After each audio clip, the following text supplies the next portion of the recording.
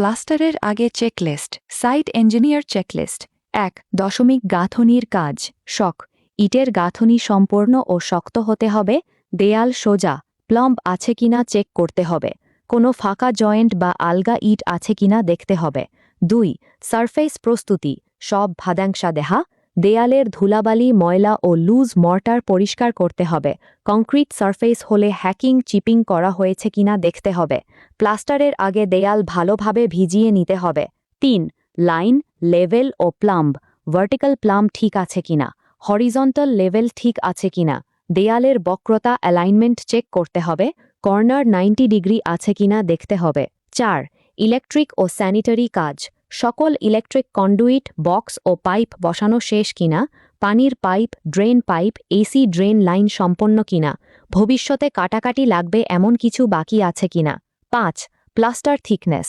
প্লাস্টারের পুরুত্ব সাধারণত 12 মিমি থেকে 20 মিমি রাখা হয় থিকনেস মার্কার প্যাটি দেওয়া হয়েছে কিনা চেক করতে হবে 6 কর্নার ও জয়েন্ট কলাম দেয়াল জয়েন্টে চিকেন মেশ প্রয়োজন হলে লাগানো হয়েছে কিনা দরজা জানালার কর্নারে ফাটল প্রতিরোধ ব্যবস্থা নেওয়া হয়েছে কিনা 7 মর্টার ডিজাইন অনুযায়ী মিক্স রেশিও যেমন 1:4 বা 1:6 ঠিক আছে কিনা বালি পরিষ্কার ও মানসম্মত কিনা সিমেন্টের মেয়াদ ও গুণগত মান চেক করতে হবে 8